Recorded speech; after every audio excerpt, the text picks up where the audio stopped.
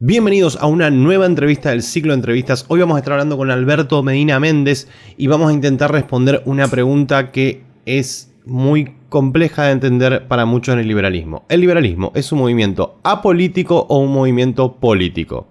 Perdón, antes de empezar quiero decirte una cosa. El jueves 19 a las 14:15 voy a estar en el 7º Congreso de Economía Regional. Así que el link en la descripción y nos vemos allá. Ahora sí. Primero, hola, ¿cómo estás? ¿Todo bien? Hola, ¿cómo estás? Muchas gracias por la invitación, por la posibilidad. No, al contrario, gracias por estar acá. Eh, Hay gente que no te va a conocer. Mi canal es como un público muy joven, así que te voy a presentar un poquitito yo y después, si querés presentarte un poco vos. Pero la idea en general es que el liberalismo no es nuevo en Argentina, no nace con Milei. Eh, es algo que se viene dando hace un montón de tiempo, en la cual había un montón de fundaciones y entre ellas se encuentra el Club de la Libertad, que es una de las más antiguas y más importantes. Y vos sos el presidente. Así es, suscribiendo lo que decís, la historia del liberalismo en Argentina es bastante más larga, inclusive que la vida que tenemos, los que ya parecemos grandes, ¿no? El trayecto es muy largo, pero tal vez lo interesante de esta última etapa del regreso de la democracia para acá fue la aparición de algunos think tanks que obviamente en los últimos 10 años, te diría, tomaron mucha más envergadura, más volumen y otras características inclusive, no solamente en Argentina, en todo el mundo. El Club de la Libertad nació como un proyecto en la ciudad de Corrientes, en el nordeste de la República Argentina, muy tímidamente, con un grupo de amigos que se juntaban a tomar un café, enojados con la realidad, enojados con el discurso único en tiempos del kirchnerato. Y de aquella juntada de amigos surgió justamente esto que dimos en llamar Club de la Libertad, ¿no? Porque la palabra club tuvo que ver un poco con eso, ¿eh? De ese espacio medio informal que después terminó convirtiéndose en una institución, en una fundación con todas sus características y siendo una, te diría, las integrantes de esa batalla cultural institucionalizada, aunque también hay que decir, y vos sos testigo de eso, que la batalla cultural tiene como múltiples facetas, ¿no? Tal vez nosotros estamos en una que es la institucional, pero después está la otra, la más propia del mercado, donde aparecen figuras, personajes, individuos inclusive que transitan en forma solitaria esa batalla, que también son parte de esa discusión, digamos, ¿no? Inclusive nosotros a veces un poco en broma decimos los lobos esteparios del liberalismo, que dan la pelea sin pertenecer a un partido o a una organización. Bueno, nosotros decidimos ese camino y a mí me tocó un poco en suerte tratar de llevar adelante ese proyecto. Me interesa mucho profundizar. Primero, nada, chapear un poco con el tema de qué invitados ha tenido y qué charlas ha tenido la fundación. Y después también algo que por ahí la gente no sabe. Yo qué sé, la gente que ve mi canal realmente no lo sabe. Y es el hecho de que el Club de la Libertad y muchas fundaciones, pero sobre todo el Club de la Libertad, porque yo estoy en casi todas las fundaciones y no están así, está haciendo todas las semanas más de 2 o 3 charlas gratis para que la gente entre y escuche. De hecho, a la mañana de desayuno, a la tarde, en Instagram, por Zoom, y son todas oportunidades perdidas. Digo, perdidas por la gente que no entró a verlas. Sí, la pandemia nos dio esa oportunidad probablemente porque, claro, las vías digitales, el Instagram, el Zoom, el canal de YouTube, permitió que el Club de la Libertad deje de ser un espacio regional. El espacio era muy geográficamente concentrado en Corrientes y en la zona del nordeste argentino. Nosotros hemos hecho actividades en Formosa, en Chaco, Misiones y obviamente con mucha potencia en Corrientes, siempre con este volumen, hay que decirlo.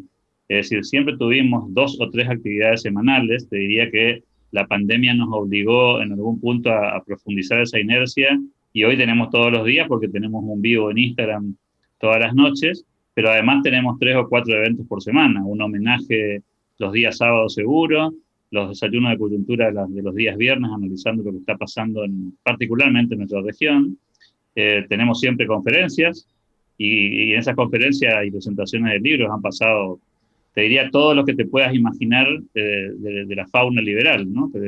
por lo menos de la Argentina seguro, y muchos personajes de fuera del país también, inclusive cuando teníamos eventos presenciales. El año pasado, probablemente el 2019, fue el año de más presencias, más taquilleras y de más volumen en actividades físicas. Estuvo José Luis Esper, obviamente Javier Milei, Agustín Echevarne, Ricardo López Murphy, pero también vino Gloria Álvarez, estuvo Agustín Laje, lo tuvimos a Dorni, a Lázari, todo en el mismo año, ¿no? A Ricardo Rojas, a Krause, digamos, el repaso de lo que fue el 2019 nos dejó físicamente un estándar demasiado elevado y paradójicamente la pandemia nos resolvió el estándar Claro. porque nos posibilitó llegar a otros lugares que eran impensados, ¿no? Y este año, bueno, de Kaiser para abajo tuvimos todas las alternativas habidas y por haber. Y es una discusión en el club, esto es muy interesante. Es una discusión en el club si este exceso de oferta es bueno o no. Y todavía un debate abierto, ¿no? Porque claro, hay exceso de oferta si lo mirás en términos de que son todos el mismo mercado, pero no hay exceso de oferta si lo observás desde el punto de vista de lo que cada uno consume. Algunos son instagrameros, otros son seguidores de YouTube, a algunos les gustan las conferencias sofisticadas, otros les gustan los temas de nicho, hay gente que le gusta debatir y no ir a una conferencia, y el club tiene como una oferta para cada uno de esos segmentos, ¿no? Para los que quieren escuchar, para los que quieren opinar, para los que quieren ver sangre en el debate, para los que quieren aprender. Creo que en ese sentido hemos descubierto paso a paso distintos segmentos de este mercado tan maravilloso que es el mundo de las ideas, ¿no? Está bien. Yo quiero, el hecho de que, no exagero, probablemente estemos hablando de cientos o miles de charlas ya llevadas adelante por el Club de la Libertad. En este año seguro que ya pasamos las 500. Bueno, históricamente entonces más de miles. Sí, Y seguro, seguro. listo. En esa experiencia que has recolectado de haber visto miles de charlas, o de última haberlas organizado, que lo cual es todavía mucho más grande, creo que, y por acá yo quiero orientar la entrevista, tenés una visión única sobre realidad política y liberalismo. A ver, yo te complementaría la pregunta agregando un dato que no dijimos, pero que puede ser importante para esta afirmación tuya. Yo provengo de esta generación que en el 83 dio por finalizada la dictadura militar y en el 84 empezó la actividad militante en la universidad. Yo coincido, mi ingreso a la universidad es en 1984, así que yo soy parte de la generación UPAU. Soy parte de la Unión para la Apertura Universitaria, todavía me reúno con los amigos que conformamos aquella aventura en la universidad, así que me considero un militante de las ideas desde aquel tiempo para acá. Eso me permitió probablemente tener una dimensión también fáctica de la batalla por las ideas, no solamente de la perspectiva de las instituciones y académicas, como a veces despectivamente algunos jugadores intentan transmitir, ¿no? Viste que en esa especie de falsa interna del liberalismo algunos quieren minimizar la tarea de los partidos políticos, otros quieren minimizar la tarea de los think tanks, de los youtubers, de los influencers. Creo que en eso nadie termina de entender todavía que esto es una especie de complejo rompecabezas en el que todos somos parte de eso y ninguno de nosotros tan importante en la batalla cultural, sino parte del mismo ecosistema. Sí, eso me permitió tener una mirada un poco más abierta, porque no provengo del mundo académico, no soy un personaje, ni el Club de la Libertad lo es, en el que aquí estén los grandes eruditos e intelectuales del mundo de la idea de la libertad, pero sí hemos convivido con casi todos ellos. Y también hemos visto los altos y los bajos de aquella historia, ¿no? Desde la historia de la UCD y de la Unión del Centro Democrático con la Alianza de Centro en los 80 y ese experimento político que en el 89 permitió que Alzogaray y Natale sean candidatos a presidente y vice, obtengan el tercer lugar y dieron nacimiento a aquello que fue la alianza con el peronismo en aquel tiempo, con el menemismo para ser más exacto, hasta los experimentos en el camino, como fueron la elección a presidente de Ricardo López Murphy en el 2003 primero y luego en su segundo intento, esta llegada de José Luis Esper a la elección del 2019. Digo, hubieron varios experimentos en el camino asociados con el liberalismo, algunos más, otros menos, y una larga historia y tradición de partidos conservadores en la Argentina, que también a veces se ignora o se desconoce, como si fuéramos todo parte de la misma historia. Entonces sí, uno va componiendo como un cuadro un poco, creo yo, más completo, no sé si más certero, pero sí más completo de lo que está pasando en Argentina, porque tenemos algunos datos históricos y algunos los hemos vivido en carne propia, ¿no? Está bien. Yo te quiero llevar un poquitito a la época de la OSD con una pregunta que le hice también a López Murphy. ¿Vos creés que el escenario es el mismo hoy que en aquella época? Y voy a profundizar un poco en la pregunta. Yo tengo la teoría de que en aquella época se votaba a López Murphy como una alternativa sin entender que era el liberalismo. Y hoy se entiende que es el liberalismo y se buscan las alternativas. Yo suscribo, aquello era más intuitivo. Además, el escenario de la elección del 2003 a la que vos haces referencia de Ricardo López Murphy como candidato a presidente de la Nación se dio en un contexto, pongámoslo en escenario, ¿no?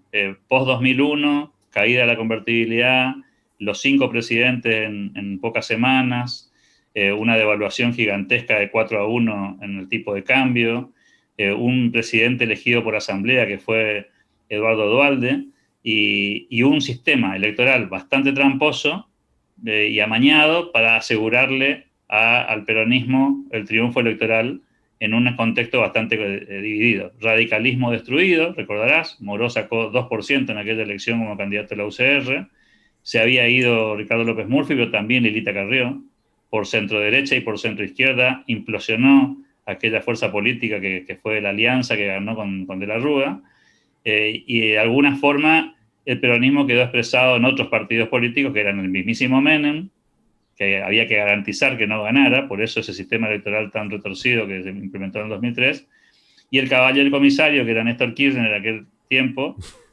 ahijado de segundo orden de Eduardo Duhalde, después de que varios hubieran rechazado previamente esa aventura que proponía en un momento del país, hay que decirlo también, complejo. También estaban, por supuesto, los Rodríguez Sá, que nunca faltan a la cita, y también fueron candidatos, pero con un voto peronista, te diría yo, bastante desarticulado, ¿no?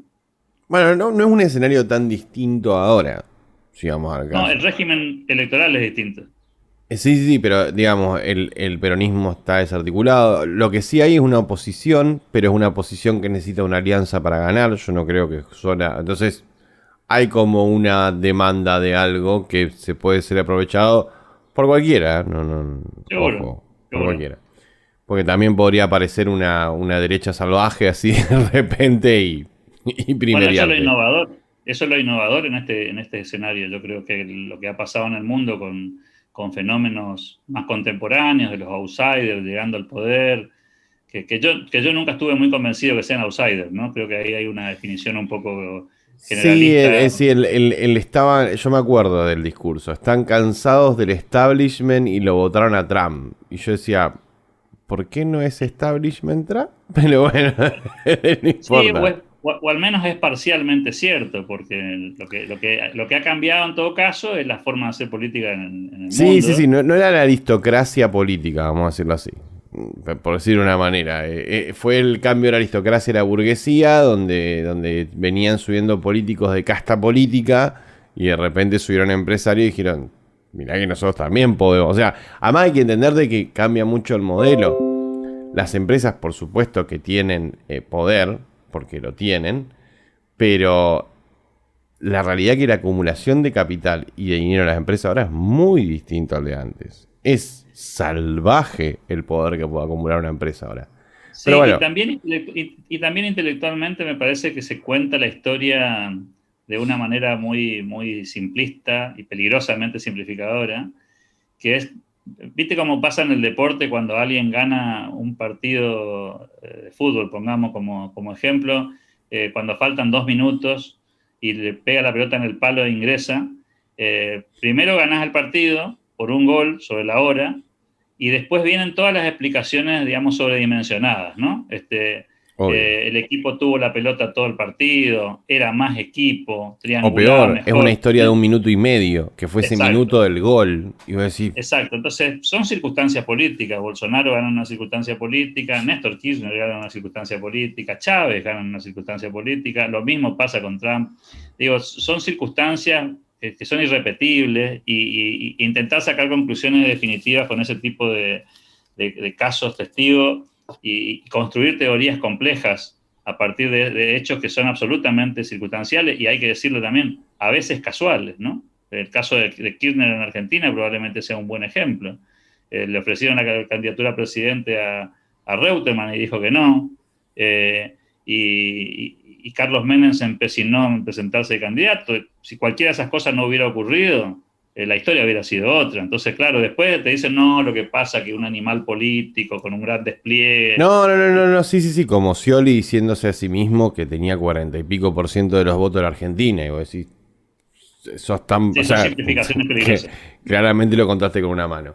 Pero bueno, voy a continuar con las preguntas, pero ahora ya de política actual, porque nada, quería sacarme esa duda de la USD. Ups, eso va a salir en pantalla después. Un Quería fenómeno sacarme. interesante ahí, que no quiero pasar por alto si me permitís. Sí. Aquella construcción que a mi juicio fue la más exitosa de la experiencia política contemporánea del liberalismo, esa del 89, la previa a López Murphy, con Alzogaray y Natale, tenía una característica muy interesante. Primero, había colegio electoral, primer punto. ¿Sí? No estamos hablando pre-reforma de 1994. No estamos hablando de contamos los votos uno por uno y el que saca más gana, sino de colegio electoral. Segundo, fue un experimento federal. No había un partido hegemónico que gobernaba el espacio de la centro-derecha, como le gusta decir a alguna gente ahora, sino que había varios partidos políticos. Uno en la capital federal, que era la UCD, que podría ser el equivalente a lo que intentó hacer el PRO, digamos, una especie de partido vecinal fuerte. Y después había un montón de partidos provinciales que sumaban en serio, no que sumaban con sellos. El Partido Demócrata Progresista en Santa Fe, el Partido Demócrata en la provincia de Mendoza, la UDC en la provincia de Córdoba, que tenía la sigla invertida, porque ahí los demócratas eran más que la original UCD, el Partido Autonomista y Liberal en la provincia de Corrientes, el Partido Renovador en Salta. Había una grilla de partidos políticos, digamos, de estirpe conservadora, no liberal, de estirpe conservadora y no liberal, y esto es un dato también relevante, que fueron capaces de conformar una fuerza federal y converger en una fórmula presidencial en una elección de esas características, con un personaje bastante poco simpático, como era el ingeniero Alzogaray, pero con un liderazgo bastante interesante, por cierto, en aquella época, ¿no? ¿Por qué se daba eso? ¿Por pluralidad? A ver, eran plurales ideológicamente, había más formación, había más vocación política. ¿Qué era lo que llevaba a que las provincias tengan partido y hoy sean un rejunje? Porque hoy, por ejemplo, tenés el Frente Nacional, no, el Frente Neuquén Popular, ponele. Y vos sabés que es el PJ o cosas por el estilo, que es un rejunje y le han puesto un nombre porque le han puesto un nombre.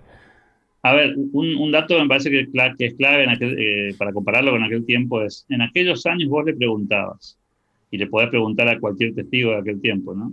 Vos le preguntabas a una persona si se identificaba con un partido político y más del 80% de la gente se definía con un partido político, ¿no? Soy peronista, soy radical, Ah, soy liberal, soy lo que fuera, ¿no? no es poco. Hoy no, esa misma pregunta no supera el 10%. Es decir, la gente no quiere ser parte de los partidos políticos. En aquellos años del retorno de la democracia, ser de un partido político, por los motivos que fuera, por tradición, historia, convicción o lo que venga, era una especie de orgullo, era ser parte de la nueva democracia. Hoy los partidos políticos son mala palabra, en Argentina y en el mundo, y entonces pertenecer a un partido político es casi como tener un pecado original, y entonces Claro. la gente aborrece de esa afiliación. Entonces, en ese contexto, los partidos políticos provinciales eran un poco el bastión del federalismo en cada lugar. Es decir, era un sistema bipartidista con radicales y peronistas en todo el país, pero muchas provincias tenían proyectos provinciales de mucho volumen y también el colegio electoral ayudaba mucho, ¿no? Porque si vos tenías la posibilidad de conseguir unos votos en tu provincia, en el colegio electoral presidencial tenías participación. Hoy nuestras provincias son el 1%, el 2% del padrón, el 5% del padrón, y salvo los 4 o 5 distritos grandes, no hay peso específico para una elección presidencial, y de hecho pasa lo que pasa en el modelo americano también, como defecto, que es que los candidatos a presidente no necesitan ni siquiera recorrer todo el país. Se conforman con recorrer el anillo, digamos, de conglomeraciones urbanas más potentes, ¿no? Eh, Ahora sí te voy a llevar al presente. ¿Vos crees que haya algún factor en el liberalismo, en la parte filosófica, que nos haga que sea tan difícil generar una alianza política? O sea, ¿tiene algo que ver lo filosófico con el hecho de que nos cuesta juntarnos? No, yo creo que hay en todo caso, me parece que lo que hay es una deformación de origen que tiene que ver con que los liberales somos en general, en este tiempo, contestatarios, ¿sí? Somos refractarios de la cultura imperante. Entonces, si vos tenés un micrófono rojo, hacemos un dilema del micrófono rojo. Y si la remera que utilizás es de un color que no me gusta, convierto en una cuestión de estado el color de la remera. ¿Sí? Esa tendencia, ese sesgo, que es a confrontar lo que venga, lo llevamos también al territorio propio porque no entendemos cómo funciona la praxis política, básicamente, porque creemos que un debate intelectual es hacer política. Y tal vez porque hemos leído poco, ¿no? Porque cuando vos lees los clásicos, si había algo que tenían claro era la praxis. Es decir, no aborrecían del presente, explicaban el presente. Tenían una dimensión descriptiva de lo que pasaba y desde ahí intentaban cambiar la realidad, inclusive sugiriendo caminos, pero no haciendo un Boca River, un blanco-negro. El liberalismo argentino especialmente, no es un fenómeno, te diría que es exacerbadamente local, nos lleva a ese territorio en el que si no nos gusta un detalle, lo convertimos en una tragedia griega y eso nos impide construir. Pero también creo, para ser optimista, que está cambiando algo de eso, ¿no? Creo que hay un giro que percibo en los últimos, te diría, 2 años a favor de esa línea de pensamiento de ir construyendo a poco espacios más compartidos. Esto es una crítica que yo le hago a nuestros candidatos, si vamos al caso. Yo no... A ver, sacando, y lo voy a dejar bien en claro, sacando Milei, que nace con, bueno, irónicamente con Giacomini, escribiendo libros sobre cómo se puede salir de la situación en la que estamos, en general no hay propuestas por parte del liberalismo, hay críticas. Y después hay un reduccionismo. Hay que achicar el Estado. ¿Cómo? Por ahí Echevarne ha mencionado alguna que otra cosa, pero no veo, no veo que quieran atraer en el decir, bueno, esta es mi propuesta. Vení a atacarla en lugar de decir yo critico. ¿Vos crees que eso es algo político o es un error? O sea, es una estrategia política decir, gano más puntos criticando y soy menos vulnerable a que me critiquen si no propongo nada, o la realidad triste es que tengo poco para proponer porque no tengo muy en claro cómo hacer las cosas. Creo que depende de dónde te parás. A ver, voy a usar un ejemplo de afuera de Argentina para referenciarme y hacerlo más simple el razonamiento. Cuando vos estás en Venezuela, tu problema no es si vas a eliminar el Banco Central o no. Cuando vos estás en Venezuela, tu problema es si tenés libertades o no tenés libertades, si tenés democracia o no tenés democracia, república o no república. En ese contexto te concentras en la crítica, porque tu problema es la falta de libertad, la falta de democracia y república, y no te concentras en las políticas públicas, que son las que te van a permitir salir. El tema es salir de donde estás y después vemos. Yendo al ejemplo de Argentina, sin que seamos Venezuela, nosotros hemos tenido, a mí no me gusta generalizar con aquello de la década ganada, porque creo que esa década ganada tiene varias etapas. Pero digamos que la última etapa de la década perdida, para llamarle como corresponde, fue una etapa peligrosa para la República Argentina y los liberales emergieron con más potencia en esa etapa. Toda la concentración discursiva estaba en salir de ese lío a cualquier precio. Inclusive el precio podría haber sido Macri, y de hecho creo que buena parte de los argentinos y de los liberales, muy vergonzantemente, siguieron esa dirección, porque tampoco había alguna alternativa liberal. Yo no tengo ninguna vergüenza en admitirlo, yo lo voté. Por eso. O sea, ¿qué íbamos a hacer si no? Por eso. Entonces creo que en ese contexto el liberalismo después siguió una inercia. Y yo defino esta etapa del liberalismo como la del liberalismo adolescente en la política de Argentina. Uh-huh. Y no adolescente porque haya muchos jóvenes que estén metidos adentro, sino sino por ser joven. Claro, es un estado, digamos, de madurez mental. Entonces, seguimos en la inercia de criticar porque nos resulta más cómodo y no nos metemos en políticas públicas porque las políticas públicas son incómodas. O sea, vos tenés que explicar cómo salís de un proceso inflacionario sin romper la máquina de emitir dinero. Y exacto, el solo hecho de tener que aceptarlo de que no vas a romper la máquina y que la vas a usar, si fueras gobierno mañana deberías usarla, es una postura intelectualmente muy incómoda. Entonces los liberales, para no discutir esta incomodidad, nos quedamos en la zona de confort de decir, no, esto se resuelve fácil, como dijo Macri. La inflación es lo más fácil de resolver. Dejás de emitir y no tenés inflación. Bueno, la praxis dice otra cosa, ¿no? No, sí, no es. Por eso digo que hablo de un reduccionismo. Y eso me lleva a la siguiente pregunta, que nada, que creo que naturalmente entra acá, que es, ¿crees que, a ver, ¿cómo decirlo? ¿Crees que podríamos aprender algo del kirchnerismo a nivel político? Porque hay un problema, que es que, siendo completamente honesto, la política y el liberalismo en muchas cosas son profundamente incompatibles. Al menos como está concebida, al menos como la concebimos en Argentina. Claro, porque vos tenés que hacer y tomar decisiones que son liberalmente incómodas, o así por lo menos. Sí, pero también son incómodas transitoriamente. A ver, por eso digo que en eso tenemos una adolescencia madurativa. A ver, si vos mañana querés dejar de fumar o querés bajar de 20 kilos de peso, no dejás de comer. La discusión es qué comés mientras bajás y qué actividades haces mientras bajás. E inclusive la discusión es cómo hago con los pequeños gustos o hábitos que tenía que son insalubres, pero que son parte del proceso. Entonces, me parece que ese debate, insisto, incómodo, el liberalismo no lo quiere tener. Y yo no sé si es incompatible con la política. Es incompatible con algunas prácticas de la política, como por ejemplo apropiarse de la caja del gobierno para hacer política, ¿sí? Financiar desde el Estado la militancia propia o financiar campañas políticas. Eso sería inmoralmente o absolutamente incompatible con nuestra visión. Pero no menos cierto es que muchas de las prácticas políticas las tenés que ayornar y hacerlas desde el lugar de la idea de la libertad, que son más difíciles, porque, volviendo al ejemplo que di recién, no es lo mismo bajar de peso tomando una pastilla que bajar de peso haciendo actividad física todos los días. Una es más esforzada, la otra no. Yo te doy un ejemplo personal de algo puramente no liberal que haría si tuviese la presidencia.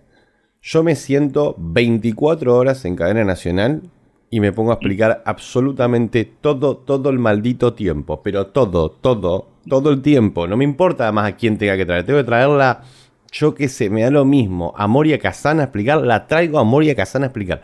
Me da lo mismo, ¿me entendés? El Dipi me va a hacer la apertura del programa. Entonces, no tengo ningún drama, porque creo que estamos en esa situación. Entonces yo te pregunto a vos, ¿qué medida no liberal tomarías en el nombre del liberalismo? Bueno, la primera es apropiarse del sistema de gobierno. El sistema de gobierno es un sistema antidemocrático, antirrepublicano, intervencionista. Tiene todos los condimentos del antiliberalismo. Sí. Hoy, y nosotros estamos aspirando a ingresar ahí. Cuando decimos que los liberales se tienen que meter en política, estamos diciendo que los liberales tienen que entrar al Congreso, que tienen que entrar a la función pública, que tienen que ser funcionarios. Creo que te conté la anécdota en privado, pero si no te la cuento, hace muy pocos meses atrás, tuvimos la posibilidad de ir a un foro en Porto Alegre, el Foro de la Libertad, que es el evento más grande que tiene el liberalismo, dicen mundial, pero seguro de América Latina, más de 6.000 personas participan de ese evento. Fuimos con 10 jóvenes del club. Y claro, ahí hay una alianza en Brasil, ¿no? Entre conservadores y liberales. Eso es una alianza, está lejos de ser un gobierno liberal. De hecho, un ministro de Economía es un ministro liberal. Por lo menos, digamos, parte del liberalismo lo reconocería como liberal. Sí. Pero entonces le preguntaron a uno de los referentes de los think tanks brasileños, los chicos que me acompañaban, de jóvenes del Club de la Libertad, cómo era la participación de los liberales en el gobierno. Y entonces este personaje les transmitía la idea, decía, bueno, mirá, nosotros tenemos varios funcionarios adentro del gobierno y muchos de ellos son anarcocapitalistas. Entonces los jóvenes tuvieron una curiosidad intelectual obvia, ¿no? Le dijeron, ¿y qué hacen un anarcocapitalista en un gobierno? Y este referente del mundo de la idea de la libertad se agachó, trató de tomar un tono intimista en la conversación, miró para los costados y dijo destruyendo. Es decir, para poder destruir las bases del sistema, hay que ser parte del sistema. Bueno, un ejemplo y un eso poco... es antiliberal en algún punto, ¿no? Sí, un ejemplo un poco de mierda, pero bueno. Cuando gana el kirchnerismo y toda en esta vuelta y se reparten los trofeos, ¿viste? Ponen la que era vicepresidenta de Correo Argentino a ser la nueva presidenta y eso le da al Correo a la Cámpora. Entonces, con esa ficha te quedaste con el Correo. Y a Massa le dan la vicepresidencia, si no me equivoco, por ahí.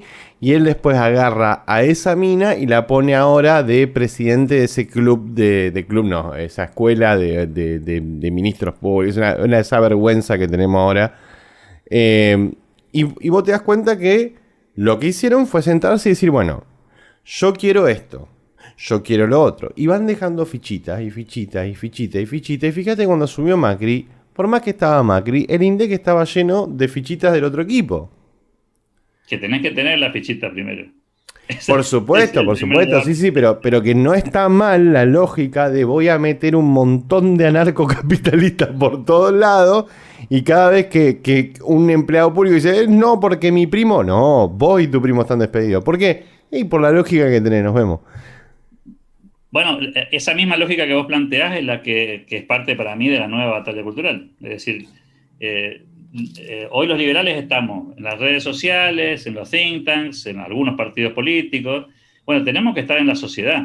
¿Y qué es estar en la sociedad? Estar en la sociedad es estar en el Rotary, estar entre los masones, estar en el Club de Leones, estar en Cáritas, ser parte del club, de un club deportivo, de la comisión del club deportivo, de una cámara empresarial, de un consejo profesional. Bueno, porque para tomar el poder necesitas un poco esos tentáculos que van más allá de la política formal, por llamarle de alguna manera, ¿no? Unidos tuvo al principio una cosa que yo no sé si se dio porque lo pensaron de arriba o se dio por el orden espontáneo, la razón que sea, me pareció una muy buena idea, que fue agarrar y pensar en clusters. Entonces era Unidos, salud. Unidos, bueno, mujeres, un poco amplio. Pero unidos, arreglamos aire acondicionado. Y así sucesivamente, entonces vos decís, bueno, pero están haciendo una concentración, sí. Pero eso llevaba a que vos tengas un contacto muy específico. Te doy un ejemplo muy tonto. Una vuelta había hecho una encuesta yo de médicos para un video que estaba haciendo el coronavirus. Y cuando pregunté por mi Twitter, empecé a encontrar no seguidores del canal, sino gente en puestos de distinto tipo de influencia. Y ahí dije, pará, si yo quisiera, no tengo una red puntual. O sea, capaz que estamos, capaz que no, esto lo sé por nada. Estamos transformando gente al liberalismo dentro del gobierno, funcionarios, sobre todo mucho empleado público, mucho empleado de planta, muchísimo, y que incluso hasta a veces me escriben con medio culpa, estoy de acuerdo con vos, pero soy empleado público, me dice que debería sentirme mal, todo eso, pero estamos transformando... Pero ese es el punto, ¿no? Ahí está el punto en lo que dijiste. Creo que uno de los errores conceptuales y de comunicación, que es tu especialidad, uno de los errores es estigmatizar a la gente por el rol en el que puedan estar. Por ejemplo, esta trampa en la que caímos, ¿no? Es decir, ser empleado público es ser un parásito, entonces te tiene que dar vergüenza. Entonces, claro, hagamos un repaso, ¿no? Si querés lo hacemos ahora mismo. ¿Vos sabés cuántos próceres del mundo de la idea de la libertad enseñaron en universidades públicas? Y enseñan en universidades públicas. ¿Acaso nosotros seríamos capaces de decir que Ayn Rand, Rothbard o alguno de esos eran zánganos y parásitos del sistema? Entonces, quedamos atrapados en nuestra misma dialéctica simplificadora. Sí, no y eso es muy peligroso, ¿sí? Porque San Martín también sería un parásito entonces, y Alberti también. O sea, esa es una lógica muy peligrosa de la que vos después no podés salir. O sea, vos te metés en un lío que innecesariamente te metiste. Cuando en realidad la discusión no es esa. La discusión es cuánto, sobre todo para lo que tenemos una visión liberal, digamos, de corto plazo, más parecida al minarquismo, al libertarianismo, donde el Estado tiene un rol. Entonces la pregunta es que un policía es un parásito. si me va a defender de un bárbaro que me quiere robar la propiedad privada, mi libertad o mi vida, o es el intermediario entre la sociedad civilizada y mi derecho de libertad a la vida o a la propiedad. ¿Cuál es la lógica, digamos? Ahí es donde el anarcocapitalismo nos aporta una herramienta intelectual, pero nos aporta una herramienta intelectual que hay que aprender a entenderla para poder explicitarla. Porque si no caemos en una lógica peligrosa, insisto, el juez, cuando decimos, fulano mató a otro, tiene que haber justicia. ¿Qué estamos diciendo nosotros? ¿Qué es lo que estamos queriendo? Que el juez lo meta preso a este señor que cometió un homicidio, por ejemplo, ¿sí? O que me robó mi propiedad. El otro día con este tema de las tomas, por ejemplo. ¿Qué estábamos pidiendo nosotros? Que le restituyan la propiedad al que fue usurpado. Sí. ¿Quién le tenía que restituir? No, se entiende. A ver, pero es que el liberalismo en su raíz no reniega del Estado, al menos que estés hablando de narcocapitalismo. Pero de lo contrario, clásico, minarquista, o sea, aceptan estados en distintos niveles. Eso del reduccionismo, liberalismo, anarco, pero yo tengo otra. A ver, ahí es como que no sé qué pensar, porque, por ejemplo, yo tengo un discurso muy fuerte contra el empleo público, y tiendo a generalizar, y lo hago a propósito, porque por ahí cuando me escribe la gente, digo siempre lo mismo. Yo digo, todos los empleados públicos son una mierda. Entonces me escriben diciendo, pero yo hago bien mi trabajo y no soy una mierda. Hay dos cosas para decir de esa. La mayoría de la gente de sí mismo nunca va a pensar lo peor. Claro. Eso es lo primero.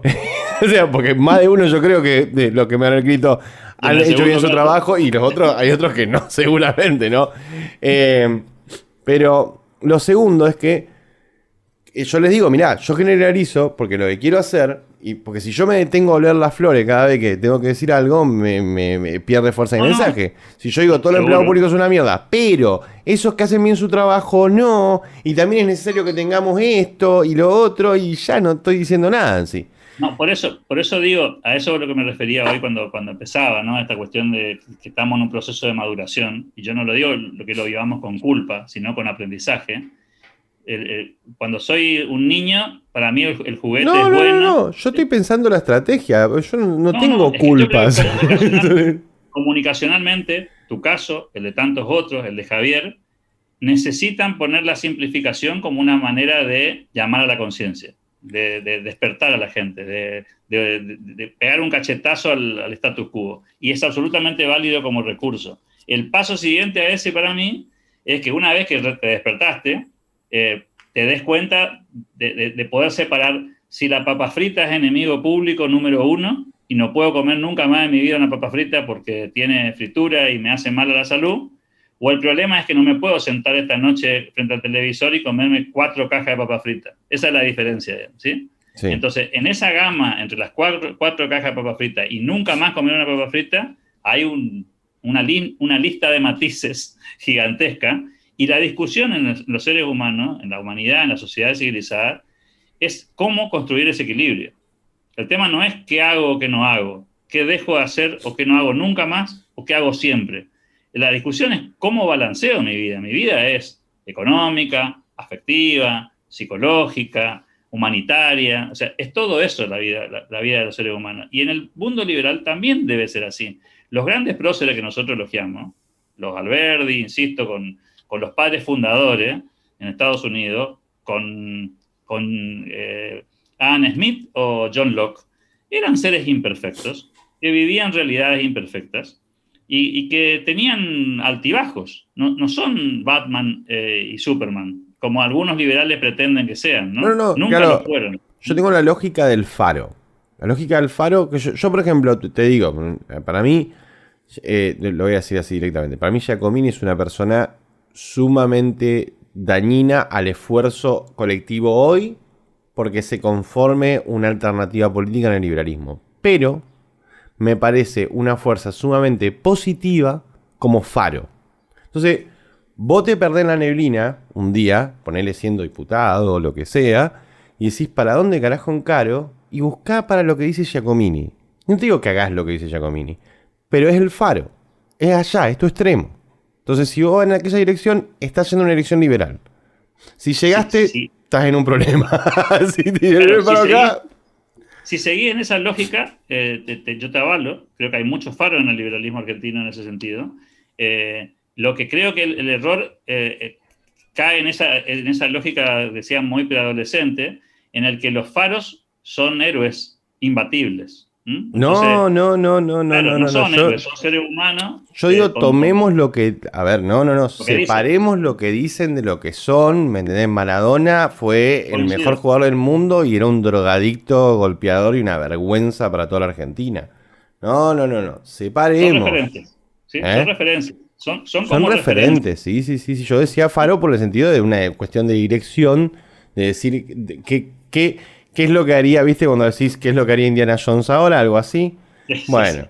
entonces. Bueno, y otra cosa que deberíamos aprender del liberalismo también es que los seres humanos somos evolutivos. Es decir, vos no sos la misma persona que hace 5 años atrás. Yo no me considero el mismo personaje que era hace 20 años atrás ni hace 5 años atrás.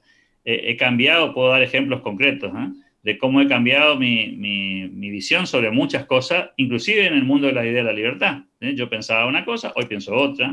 Pensaba de algún tema esto y ahora pienso diferente.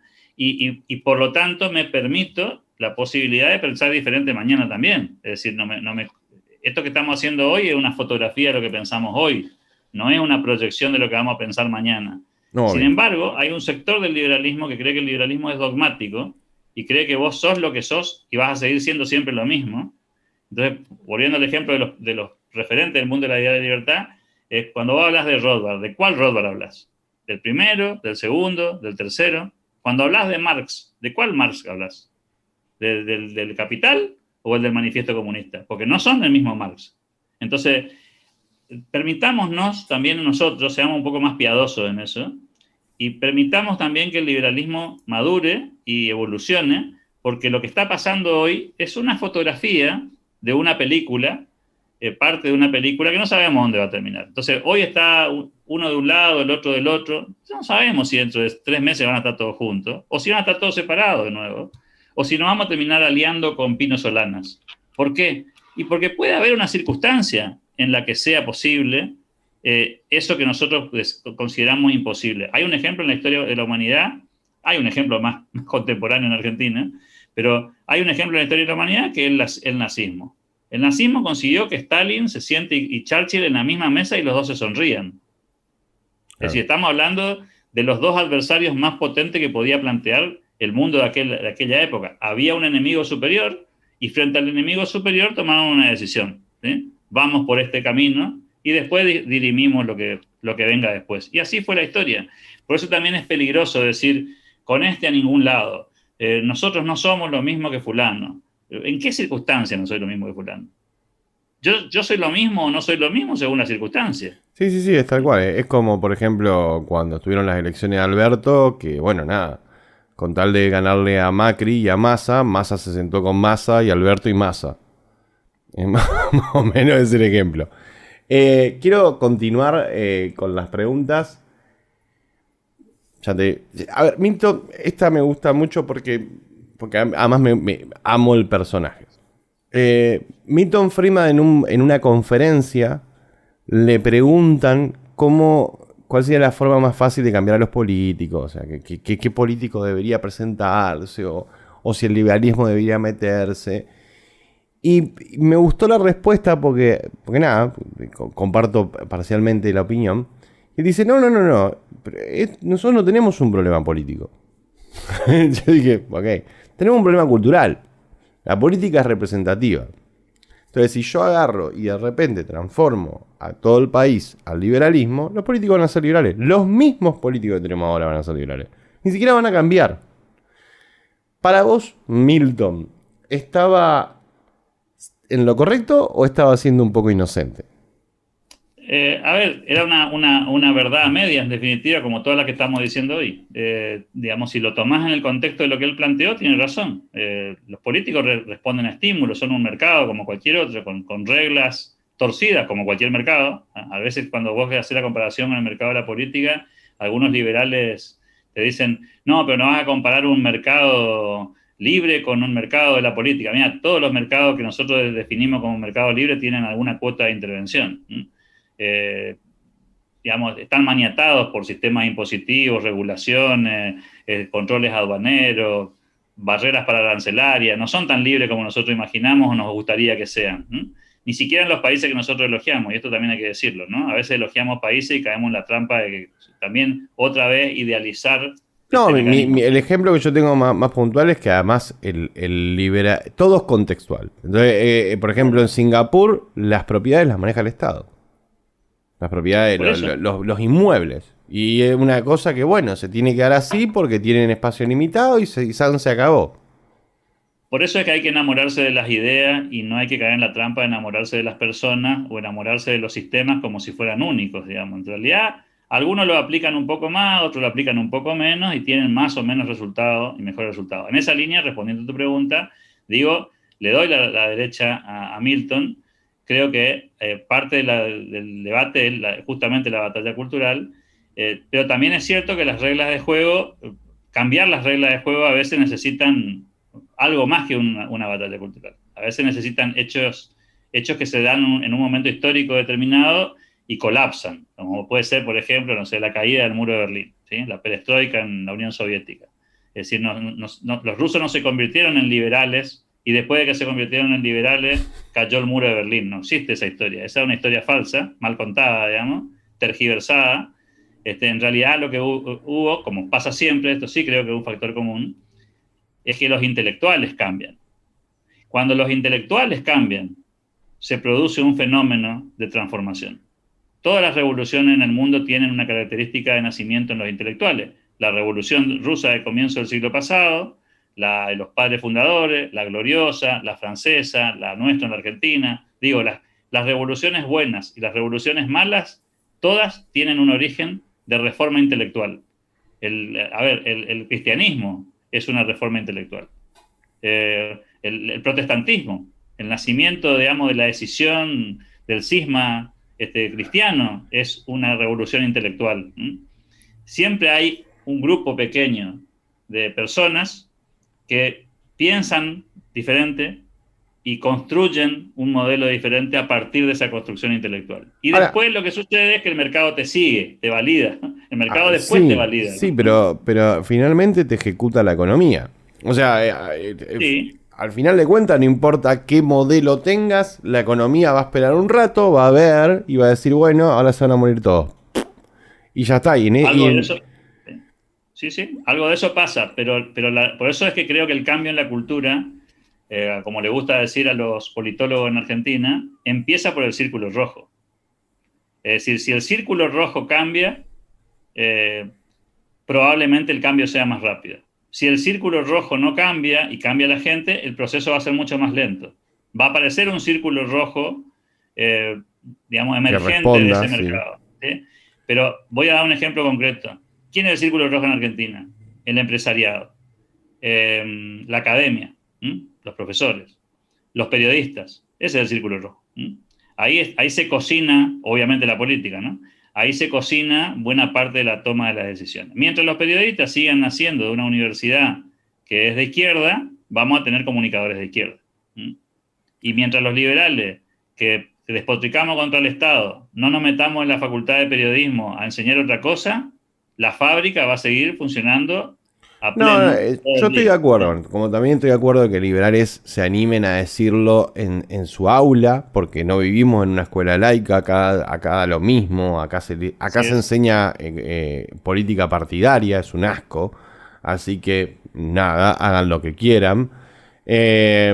Yo comparto esa visión, la comparto, si sos liberal el peor pecado que puedes cometer es quedarte callado y no volcar lo que vos crees en lo que haces, sobre todo porque tenemos una necesidad, no porque yo crea que deberías hacerlo, sino que ante el, Hay ante una, el, sí, ante el sí, y hay escenario un donde nos atajo ahí, ¿eh? encontramos.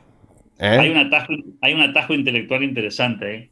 Pues los liberales tenemos, pues me incluyo obviamente, tenemos ese prurito, ¿no? Decir, no, mirá, si hay que agarrar esto, no, porque yo prefiero mantenerme casto en mi círculo. Bueno, hay un atajo intelectual que es real, que tiene que ver con el derecho al no inicio de la fuerza, ¿sí?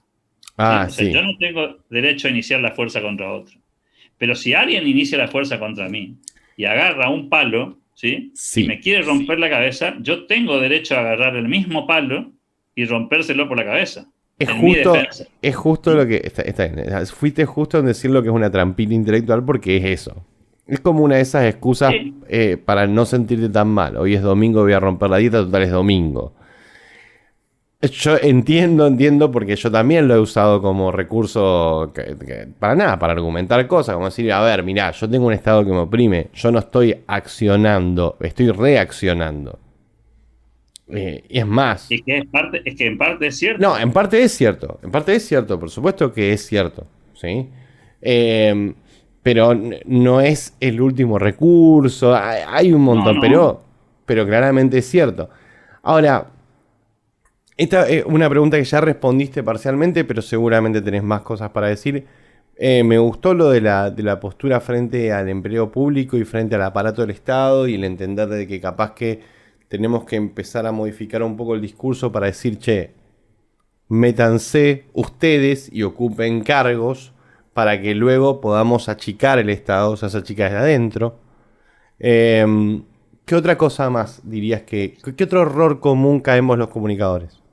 A ver, te Tirá completo los con que una anécdota. quieras. Sí, Sí, sí, sí, te sí. completo con una anécdota esto que contaste. Vos debés tener, como tengo yo, amigos que trabajan en el Estado Sí. y que están en el Poder Judicial, por ejemplo. ¿Sí? Qué valioso es tener liberales en el Poder Judicial. Porque después, cuando vienen los fallos, ¿sí? Cuando vienen los fallos están sesgados de la cultura de la izquierda. Entonces, cuando el juez, como el otro día, intentó hacer una especie de defensa o apología de la apropiación de tierras privadas, hubo otro juez que dijo, no, mira, maestro, no hay ninguna parte de la ley en la que vos tengas derecho a usurpar un territorio privado. Y para eso necesitas jueces liberales. Para eso necesitas jueces liberales. Y para tener jueces liberales necesitas gente que entre al sistema judicial. Entonces yo creo que ahí tenemos un tema para trabajar bastante. El problema no es si entran o no al Estado, el problema es si conciben eso como un conchavo o si conciben eso como una profesión. No es lo mismo, ¿sí? No es lo mismo un médico que entra al sistema hospitalario a proveer salud para proteger a la gente que se enferma que el tipo que entra y es un ñoqui y cobra un sueldo por no hacer nada. Para mí no es lo mismo, no están en la misma categoría. Yo no me animaría a ser tan osado. ¿Qué otro error identifico en el tema de la comunicación? Bueno, yo creo, voy a ir más en la línea esta que conversamos contigo. Yo creo que tenemos que enseñar mucho praxis. ¿Mucho? Y para enseñar praxis política, tenemos que incomodar a los liberales. Estoy hablando del discurso hacia adentro, no el discurso hacia afuera. A vos te toca muchas veces el discurso hacia afuera. Es decir, traer un tipo que no se identifica como liberal a este mundo y generarle la curiosidad por seguir Sí, investigando. el discurso hacia adentro lo tengo en el Zoom. Ponele Por con... eso.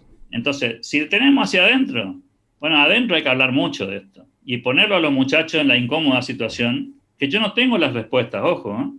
Porque estoy tan incómodo como vos, como cualquier otro, con dilemas de esta naturaleza. Pero nosotros tenemos que ponernos incómodos para darnos cuenta que el vidrio no se mastica, ¿sí? Tenemos que aprender por nuestro propio lomo de que las cosas no son blanco o negro, que hay un menú gigantesco de alternativas y que el debate entre los liberales está absolutamente incompleto. Esto que decías vos, yo estoy obsesionado ahora en el Club de la Libertad porque el 2021 sea el año de las políticas públicas. Creo que es el gran déficit de los think tanks en Argentina. Creo que hay una justificación parcial, que fue, había que defender la República. Creo también que si no cambiamos, ya no hay más justificación. O sea, yo puedo justificar que en Navidad y Año Nuevo como desaforadamente. Lo que no puedo justificar es que en enero sigo comiendo desaforadamente. ¿A qué te referís por Entonces, políticas públicas? El año de las políticas públicas. por ejemplo, yo seguramente despotricamos contra el sistema educativo, ¿sí?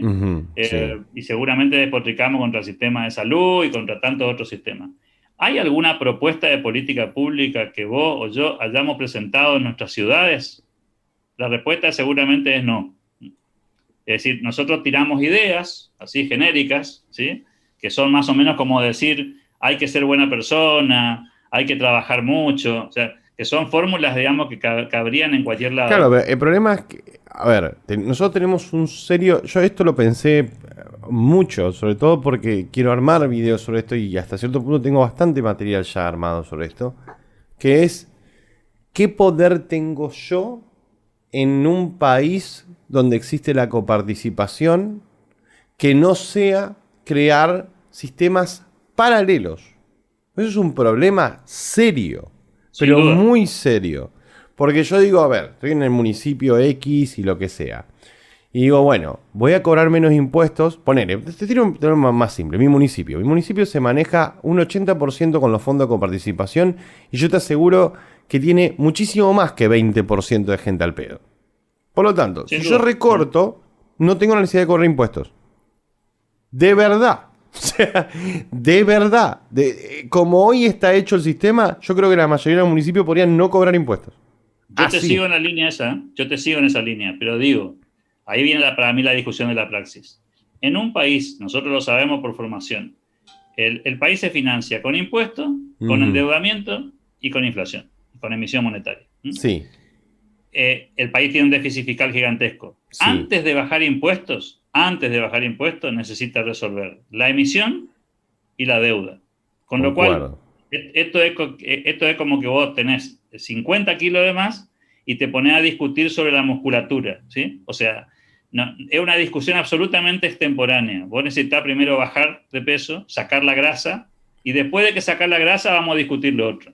¿Qué sería sacar la grasa en Argentina para mí en un municipio?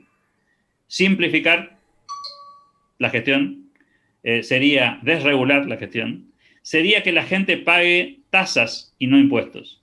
¿Qué significa esto? Que la gente pague por el uso de servicios municipales, no porque el intendente se le ocurrió ponerle un porcentaje sobre la facturación a los comercios que venden golosinas, ¿sí? Sí, pero la construcción, todo es, sí, es por eso. infinito. Entonces, para mí hay mucho de desregulación para trabajar, Estoy de acuerdo, pero eso es el desactivar la bomba. Yo estoy completamente de acuerdo con eso. Esa es la parte pero es como... parte de la batalla, ¿no?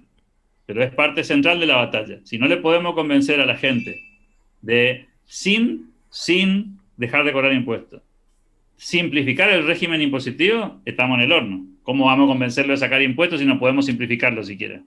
O sea, Concuerdo.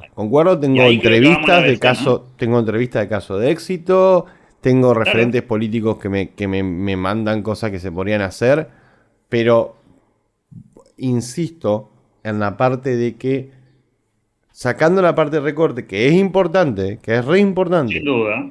Sacando también una parte que para mí, hay algo que lo dijo un intendente que entrevisté que me pareció que tiene razón, que es algo lógico, no tiene nada que ver con el liberalismo, no tiene nada que ver con nada, que es devolver el orgullo al sector público. Entonces, ¿qué hizo él al achicar su municipio? Que los trabajadores municipales empezaron a sentirse bien sobre lo que hacían. Porque hacían algo. Esto es medio tonto, pero bueno. Entonces lo que hacían tenía un impacto real. Entonces llegaban a su casa con la cabeza en alto. Y eso también te puede generar tener un mejor sector público. Sin ningún lugar a duda. Eso es todo re importante. Ahora, vos podés cambiar la realidad. ¿Te parece insuficiente? ¿Te parece Por supuesto insuficiente? que sí. Yo tengo mi vara allá. Pero sí. Yo también, pero digo, si tengo 50 kilos de más, bajar los primeros 5 kilos es muy re importante. ¿Sabés cuál es el problema? Capaz que yo soy una persona que simplifica todo. Pero para mí no estamos lejos de ese paso. Ese es mi problema. Entonces, como no estamos lejos de ese paso, la discusión que tenemos que tener es sobre el segundo paso, no sobre el primer paso. El primer paso, de hecho, hasta te diría que es medio de shock. Porque los casos que conozco yo lo han hecho de shock. Primeros 2 meses, pero nada. Era la Revolución Francesa con la guillotina. Así era. Entonces, vos decís, bueno, está bien. ¿Y ahora? Pero ahí necesitas dos cosas que nosotros no tenemos en general. Que es mucho liderazgo político, ¿sí? y mucho apoyo político. O sea, esos procesos de shock que vos mencionás, que son exitosos, la mayoría de ellos han sido exitosos, se dan en un contexto, ¿no? El que yo tengo puntual de ejemplo es un exfuncionario nacional muy importante que tenía el apoyo de Cambiemos, pero que a nivel intendencia no es que no apareció Bullrich ahí con 6 SEALs a defenderlo. Nada que ver, o sea, no. Entonces, Se puede, yo creo que también, bueno, también esto es una obsesión mía. Yo creo que la gente tiene las herramientas y no lo sabe. Es posible. No lo Por eso que sabe. también, necesitas casos de éxito pequeños, porque la autoestima se construye cuando vos tenés casos de éxito propios, no cuando tenés casos de éxito prestados. Y creo que el liberalismo promedio nuestro no tiene casos de éxito. Los No. casos de éxito están circunscriptos a este mundillo que vivimos vos y yo, que tiene que ver con los medios de comunicación, No, los los casos de think éxito no tanks. son del liberalismo, son liberalismo, pero no aplicado por liberales, o Exacto. sea que no nació del movimiento como para decir, Así mirá, es. este es nuestro primer hijo. No, nada. Pero No, sí, tenemos productos que hemos claro, puesto en tenemos circulación promesas. claro, que tienen alguna cuota de éxito. Ahora, en el terreno fáctico de la política nos faltan victorias. Sí. Y esas victorias pendientes que tenemos las tenemos que ir construyendo, para mí, esta es una opinión, pues puede ser rebatida, con pequeños casos de éxito federales, Sí. en pequeños lugares, y no esperar que el Banco Central se dinamite para creer que ganamos la revolución, Además, porque ¿quién tampoco carajo se construyeron. dictaminó que Buenos Aires era el campo de batalla del país? Escuchame, si Mendoza, ¿hace cuánto que viene rompiéndole el ocote a toda la Argentina con medidas? A cada segundo sale alguna persona de alguna provincia a decir que carajo no estoy viendo en Mendoza. Sí, Entonces, es así. lo bueno trasciende y nos llega a todos. También, por ejemplo, otro caso que yo creo que también lo hablamos nosotros en privado, pero hay un error muy grande por parte del Partido Libertario y por parte de Unidos. No tanto recrear, porque recrear tiene como otra lógica, pero en la conformación del partido, muy grande, y lo están pagando ahora. Unidos está perdiendo todos los referentes en todas las provincias, el Partido Libertario se les rebelan, y la realidad es que alejaron mucho el objetivo, la zanahoria. Por ejemplo, a nivel provincial, para hacer un partido, tiene que tener una cierta cantidad de afiliaciones, todo bien, bárbaro. Pero a nivel municipal, el 0,4%, en nuestro caso era el 0,4% de 0,04% del padrón. O sea, en una ciudad donde, esto hay que entenderlo, el padrón y los habitantes no es lo mismo. No es lo mismo. Entonces, en una ciudad de 20 y pico mil habitantes, los del padrón eran 18.000. Y nos daba algo de 70 afiliaciones. Y nosotros estábamos persiguiendo un objetivo de 4.000 afiliaciones. Y yo digo, pará. ¿Cómo que con 70 estamos bien? Claro. Sí. ¿Y por qué estamos juntando 4.000? Para No, hacer un partido a nivel provincial. ¿Para claro, qué? sí. Sí. Pero ahí volvemos otra vez a esta desproporción. A ver, esto es como si vos mañana quisieras ser empresario y dijeras, yo voy a hacer lo que hizo Jeff Bezos. ¿Sí? O sea, es probable que pueda hacer Jeff Bezos. ¿Sí? Sí. Pero para hacer Jeff Bezos primero tenés que administrar el kiosco de la esquina. Obvio. ¿Sí? Si vos no sos capaz de administrar el kiosco de la esquina, no vas a ser Jeff Bezos. ¿Sí? Definitivamente. Entonces, el que no puede lo menos, no puede lo más. Esta es una regla de oro. Entonces, si no podemos administrar una cosa de cabotaje, no podemos pretender tener una cosa global. Y creo que ahí el liberalismo tiene una mezcla de sobreestimación sobre sí mismo, desproporcionada, y entonces no baja a tierra. Esto que vos contás de las fichas es un ejemplo, pero también es un ejemplo que queremos hacer política de las redes sociales. Es decir, hay un sector del liberalismo que cree que abrir un partido político es crear un Instagram. Escuchame, pero todo no es de malo, y yo sé que estoy en este momento haciendo una entrevista, pero ¿cuánto referente o cuánto comunicador, vamos a decirlo así, cuánto comunicador del liberalismo cree que hacer algo es entrevistar? Chabón, Eso, está bien, es una bien, parte, todo bien, pero si no tenés generación de contenido, ¿por qué no sos uno más de los 10 millones que hay? Además, yo a esta altura, no sé si te habrá pasado a vos ves los flyers de Instagram, viste que está Mengano, va a entrevistar a fulano, Mengano. Y al principio viste que empezó bien. Ambicioso. Era Mengano a Chevarne, viste. Fulano a Milei. Y así vos decías, mirá qué bien. Pero vos viste que ahora los entrevistadores se empezaron a entrevistar entre ellos. Sí, se está devaluando. Sí. Entonces, Laurita a Laurita 2. Sí, pero chicos. Bueno, por eso, porque tal vez descubrimos Yo tenía un compañero de trabajo que decía siempre que los seres humanos descubrimos una cosa y creemos que va en todos lados, ¿no? Entonces nos gusta el dulce de leche, después le metemos el dulce de leche al chorizo, a la ensalada, a lo que Sí, sí, ponga sí. adelante. Bueno, en esto pasa un poco lo mismo. Nos enamoramos de las herramientas y perdemos de vista el mercado, y el mercado se mueve, el mercado es móvil. Entonces, ¿qué creo que está pasando un poco ahí? Nos falta un poco de humildad, nos falta profesionalizarnos. Creo que en eso también hay un déficit gigantesco. Profesionalizarse significa ser el mejor en lo que uno está haciendo, o intentar ser el mejor al menos, y creo que cada uno de nosotros se debe también, esto es otro que me parece importante, no podemos hacer todo bien. Entonces, No, sabemos hacer esto, listo, hagamos lo que sabemos hacer bien. ¿Sí? la división de tareas, es lo normal, Claro, es un lo principio básico. Eso liberal sí es básico. liberal, eso es liberal bien básico. No, no, pero a ver, además, esta cosa que hay que decirla porque es cierto. Eventualmente, si vos estás haciendo la tuya, o sea, si vos estás generando contenido, y más sobre todo se lo digo a los jóvenes, porque los jóvenes hablan el idioma joven, y yo sé que esto suena a algo que diría un viejo, pero es cierto. Si vos utilizás los medios que las otras personas utilizan, es más probable que llegues. Y Sin también duda. subestimás que tenés el lenguaje de ellos, así que es mucho más fácil llegarles. O sea, ya tenés dos cosas que, por ejemplo, el resto tiene que estudiarlas para llegar, tiene que aprenderlas. Entonces, vos estás de local en ciertas cosas. Va a llegar un punto donde, siendo realista, un video del dolarcito o un video de Dalo Darito, que nada, que juntan 50.000 visualizaciones, 70.000 visualizaciones, tienen más visualizaciones que una entrevista con Echevarne. Muchísimas más. Entonces, va a llegar un punto donde Agustín o el que sea, el que venga de turno, tiene que hacer al revés. Va a tener que llamarlo al dolarcito. Entonces, dense cuenta que hasta cierto punto Echevarne va a ser bueno siendo Echevarne y los comunicadores que hacen contenido van a ser buenos siendo comunicadores que hacen contenido. Entonces, por eso División del trabajo. tenés que División del trabajo. divorciarte de esa. Porque además hay un límite en lo que te pueden decir, lo digo de corazón.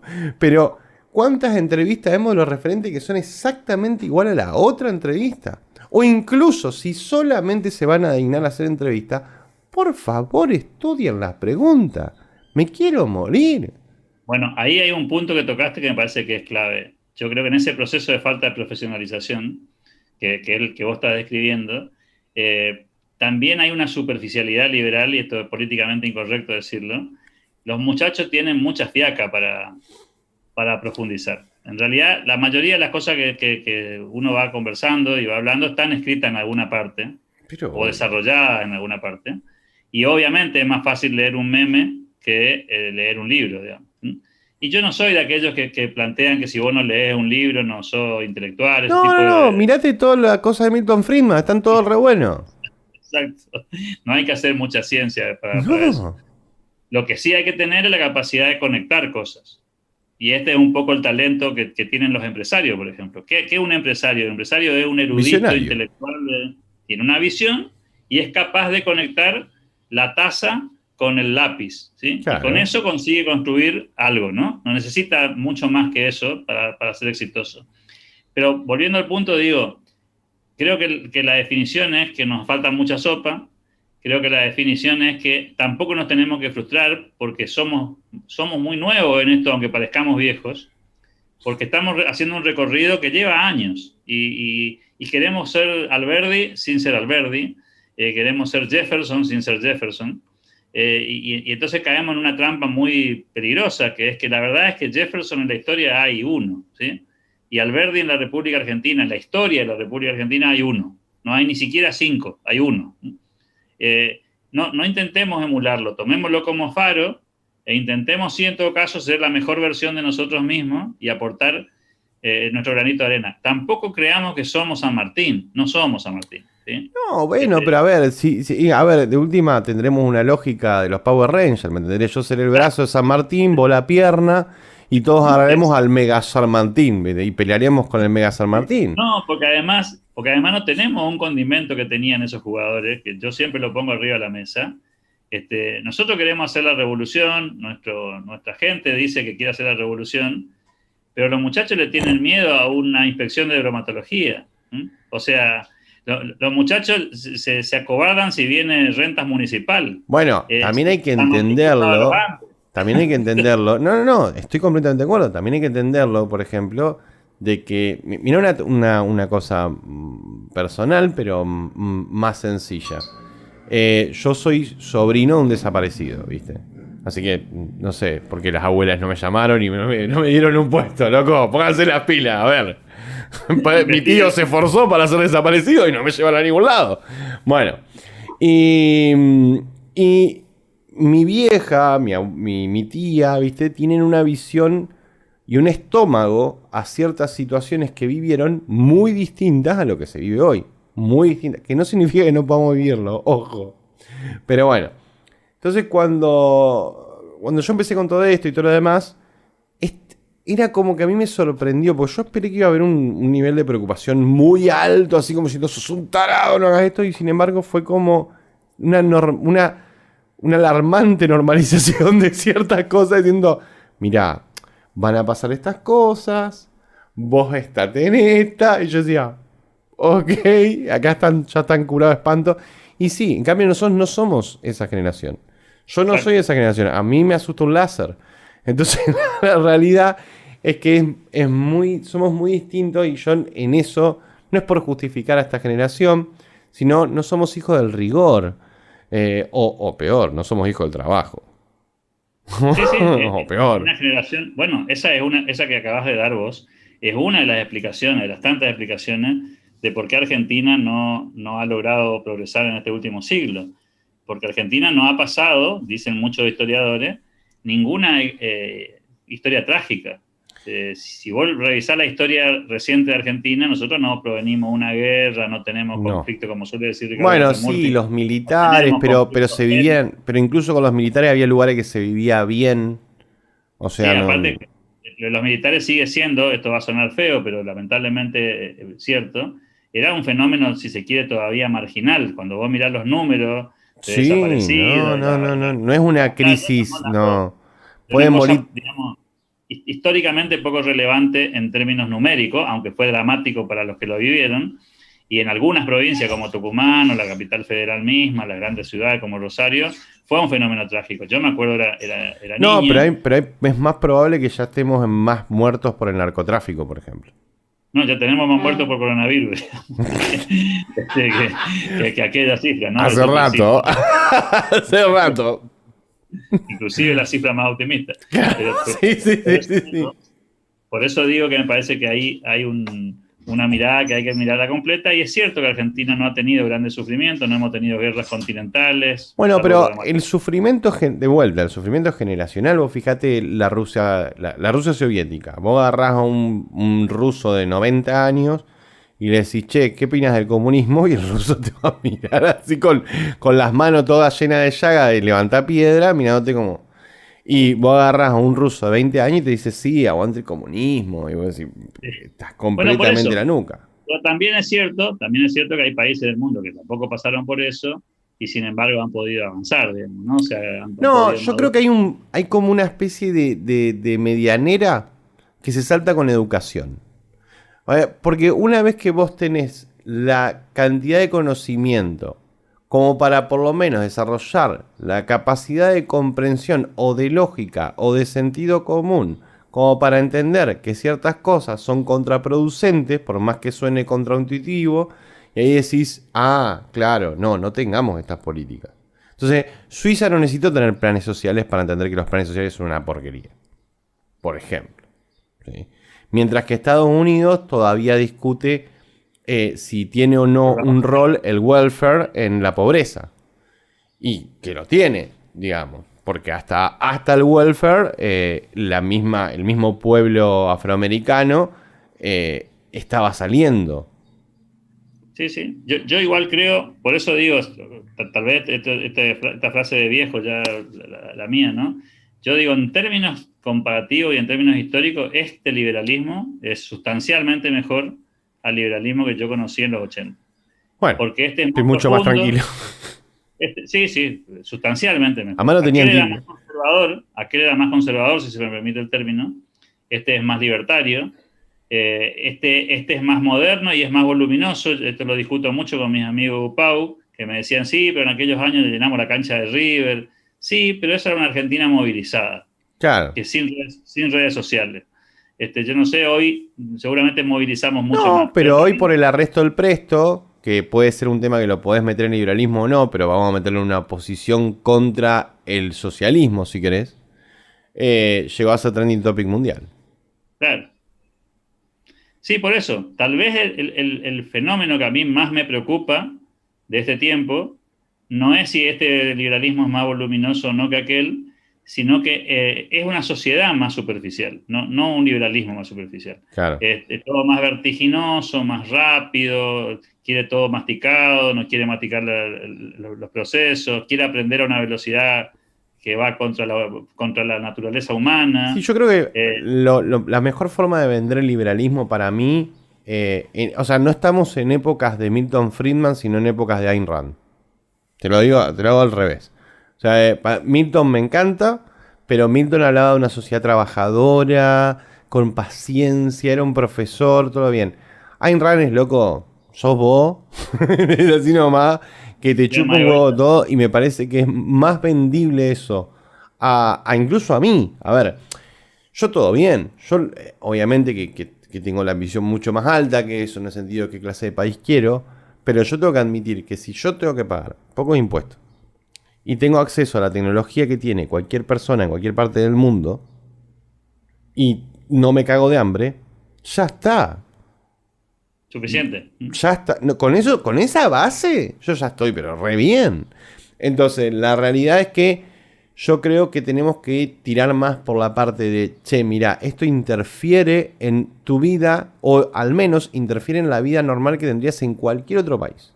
Y en cualquier otro país no estarías viendo si vas a poder jugar o no al nuevo Cyberpunk, o si la PlayStation 5 es incomparable o no.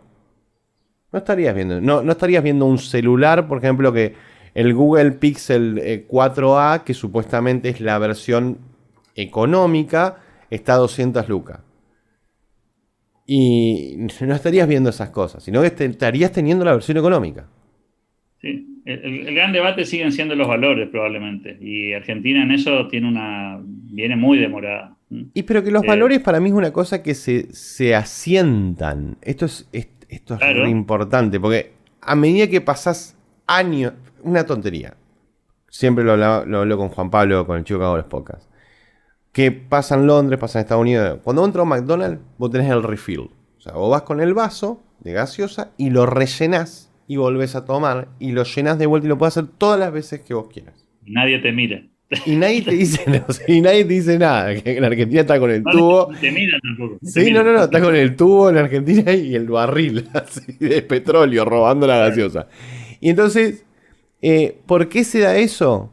O sea, ¿fue así en un principio? ¿La gente realmente no rellenaba? No. Yo estoy seguro que en el momento que se tomó, la gente iba y se tomaba 6 vasos. Pero Hasta se que acostumbraron a la abundancia. Y como existe la abundancia, dejó de aparecer esa cosa de mejor aprovecho.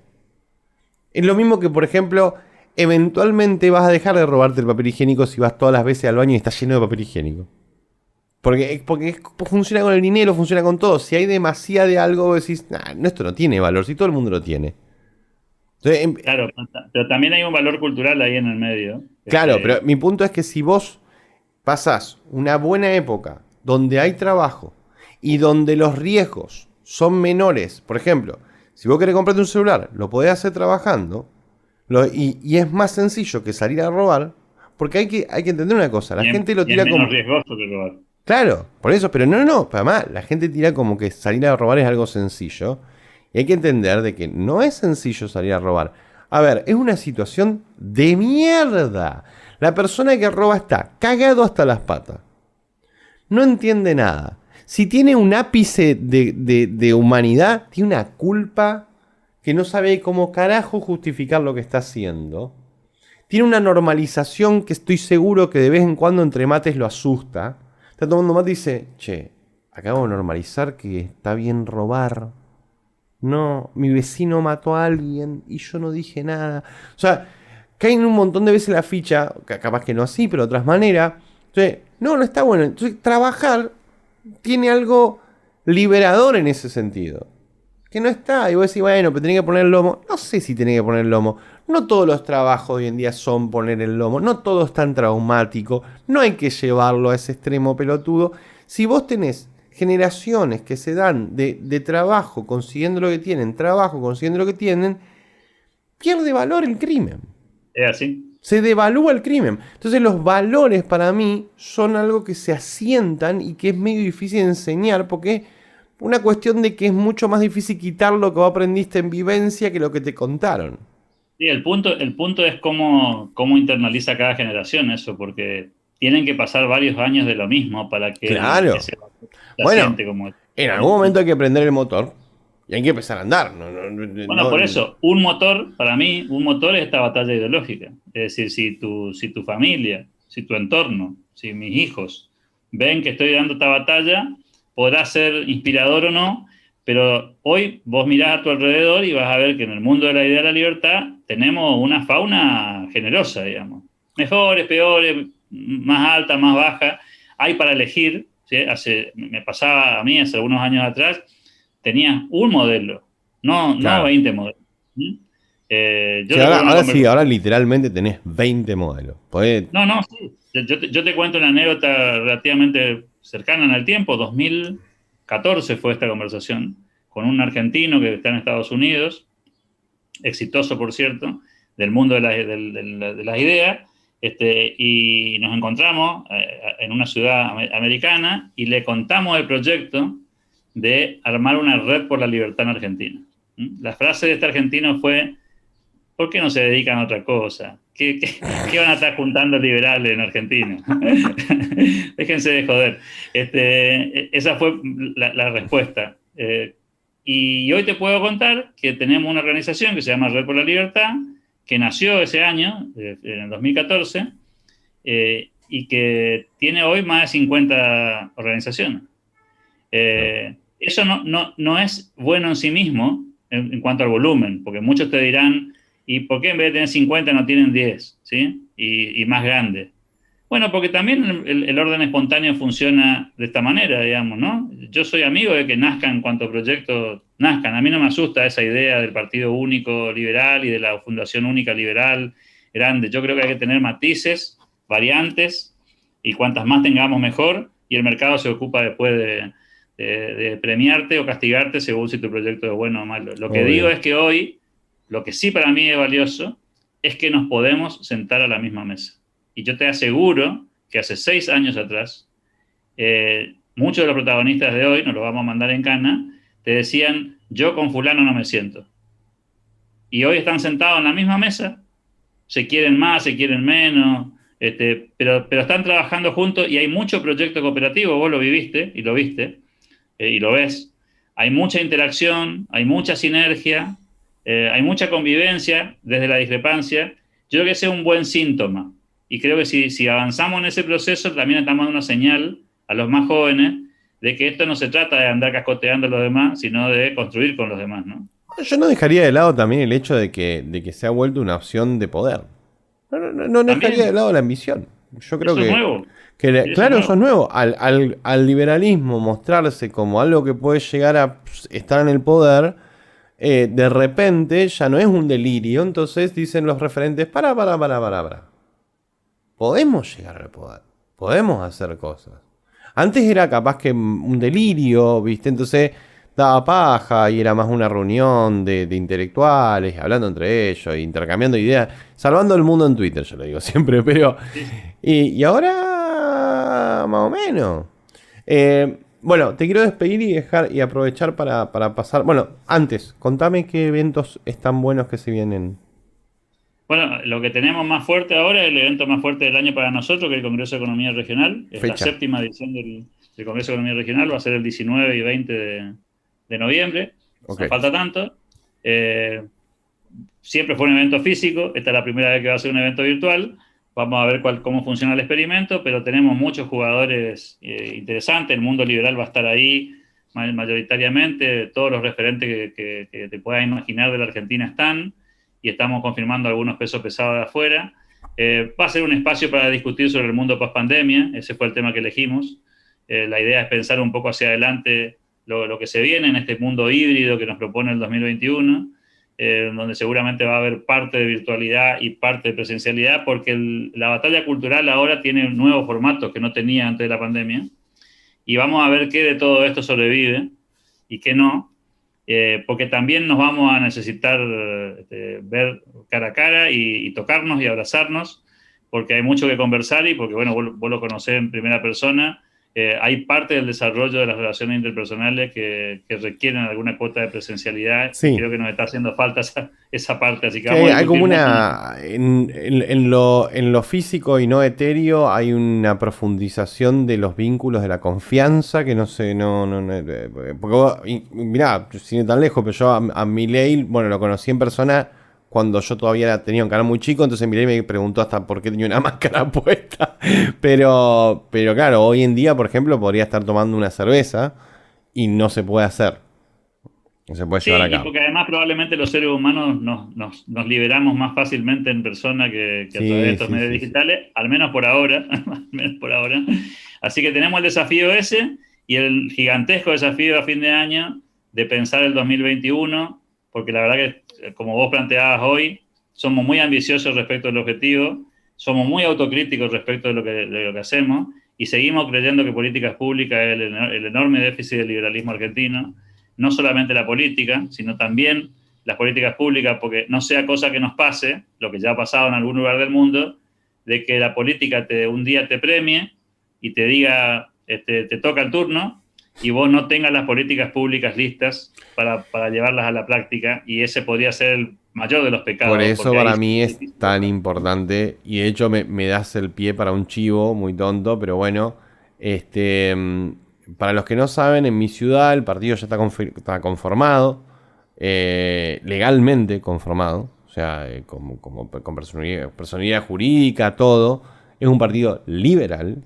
No es otra cosa. Y si quieren hablar con el referente, los que quieran hablar con él, me escriben a mí, me contactan, yo los contacto con él. Y no tanto por una cuestión de entrevistas, sí, hagan lo que quieran, pero a ustedes que están juntando fichas como nabos en sus lugares, existe otra alternativa, hablen con él. Porque vos fíjate qué distinto es Unidos. Y no lo estoy quitando mérito Unido, no, pero qué distinto es Unidos o el Partido Libertario en su etapa de juntar fichas y Mejorar, que ayer salió a denunciar a Grabois. Fíjense qué diferente es ser un partido y actuar como partido o que todo tu esfuerzo esté en conformarte como partido. Fíjense que, porque una vez que vos ya estás como partido, empezás sacás en la mira del sniper de las boludeces que tenía y las ponés donde van. Y empezás a actuar a donde va.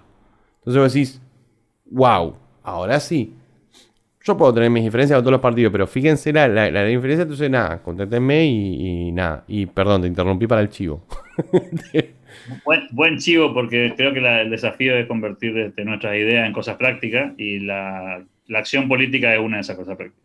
Sí. Y a los referentes que estén viendo esto, que no creo que sea ninguno, porque no ven mis videos, pero a los referentes que estén viendo esto, por favor, empiecen a tener un discurso a nivel municipal.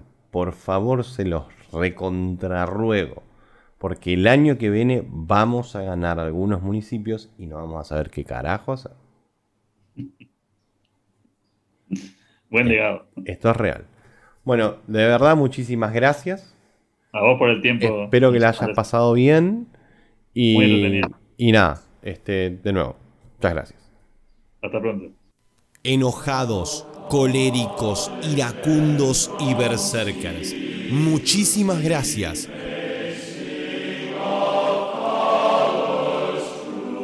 Porque es gracias a ustedes que yo puedo continuar haciendo esto. Soy un tipo enojado que está cansado que le robe el Estado,